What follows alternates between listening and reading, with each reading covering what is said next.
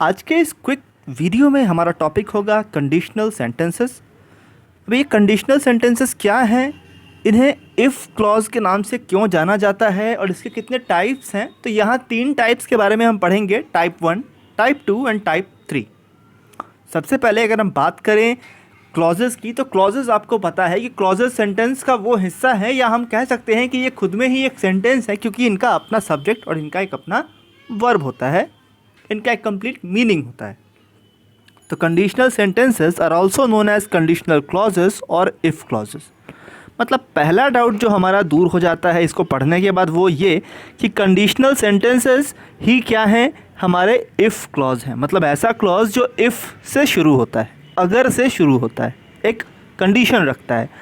They are used to express that the action in the main clause can only take place if a certain condition is fulfilled. ये असल में express करते हैं कि एक action जो कि मेन क्लॉज है, ये तभी हो पाएगा जब कोई दूसरा कंडीशन जो कि बिना इफ़ क्लॉज के है वो पूरा हो सके। मतलब मेन क्लॉज तभी पूरा हो सकता है जब कोई और क्लॉज पूरा हो सके, if another clause is fulfilled. There are 3 types of conditional sentences. अब अगर कोई पूछे कि कंडीशनल सेंटेंसेस कितने टाइप्स के होते हैं, the very simple answer is 3 types.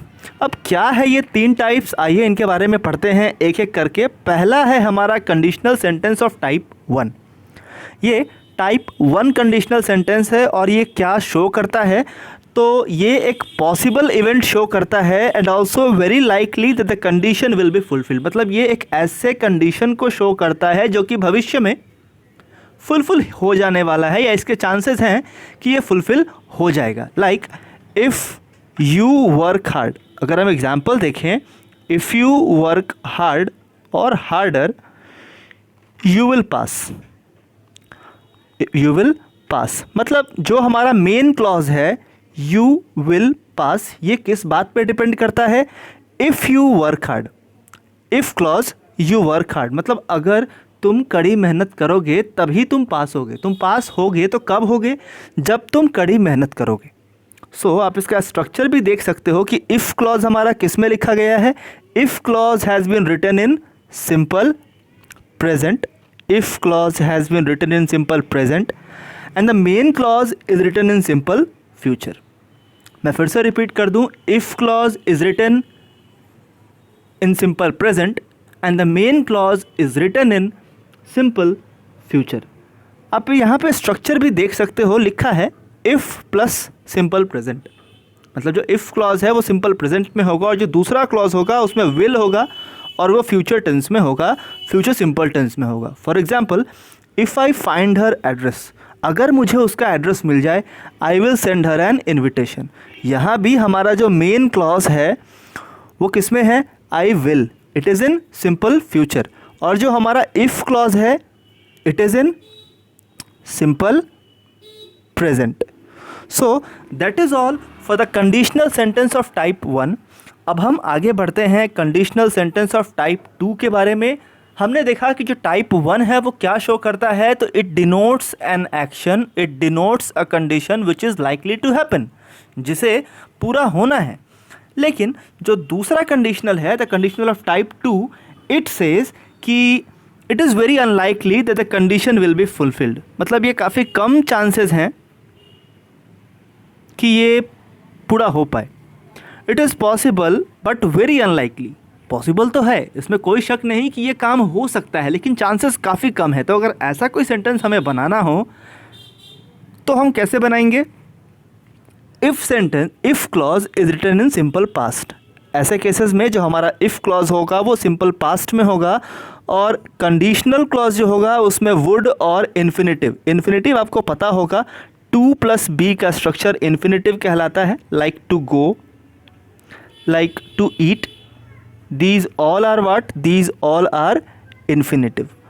तो अब रही बात एग्जाम्पल की, if I found her address, अगर मुझे उसका एड्रेस मिल जाता, it is in past tense. देखना पड़ेगा आपको कि हमारा जो पहला था टाइप 1 वो प्रेजेंट और फ्यूचर की बात कर रहा था, दूसरा टाइप 2 जो है वो पास्ट और पास्ट प्रोबेबिलिटी या पास्ट पॉसिबिलिटी की बात कर रहा है। If I found her address, अगर मुझे उसका एड्रेस मिला होता तो मैं लेटर भेज पाता. I would send her an invitation. If I found her address I would send her an invitation. अगर ऐसा ही एक एग्जाम्पल मैं आपको कहूँ कि अगर मुझे पता होता, if I knew I would help him. अगर मुझे पता होता तो मैं उसकी मदद कर पाता. मतलब मैं उसकी मदद तो करता, लेकिन परेशानी क्या, that I did not know, मुझे पता ही नहीं था, मुझे पता ही नहीं चला.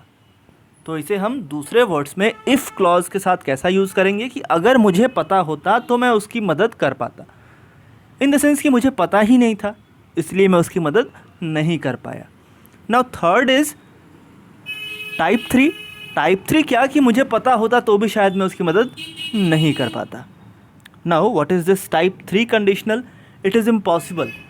ये जो कंडीशनल है वो इम्पॉसिबल होता है, and that the condition will be fulfilled because it refers to the past.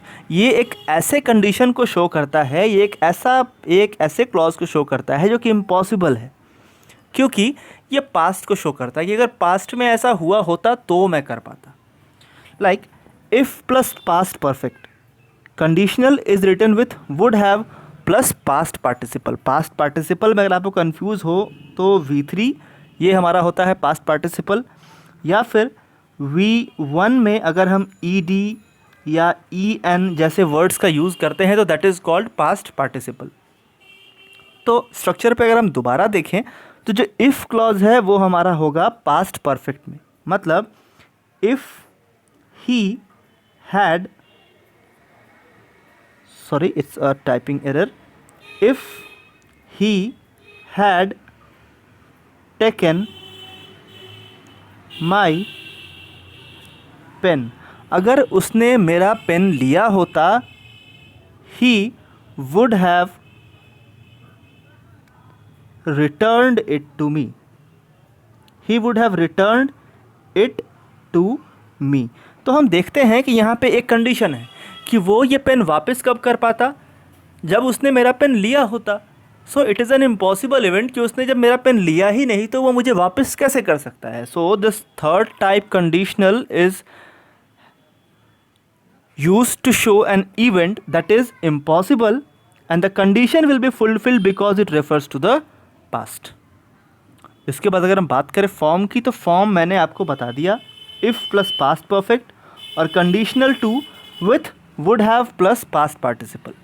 For example, if I had found her address. अगर मुझे उसका एड्रेस मिल चुका होता, I would have sent her an invitation. तब मैं उसे इन्विटेशन दे चुका होता. That is all for these conditionals. I hope कि आपको ये समझ आया हो. अगली वीडियोज़ में मिलेंगे हम कंडीशनल के और डिस्कशंस के साथ. Till then you can ask your queries, you can ask your questions in the comment section. Till then thanks and good bye.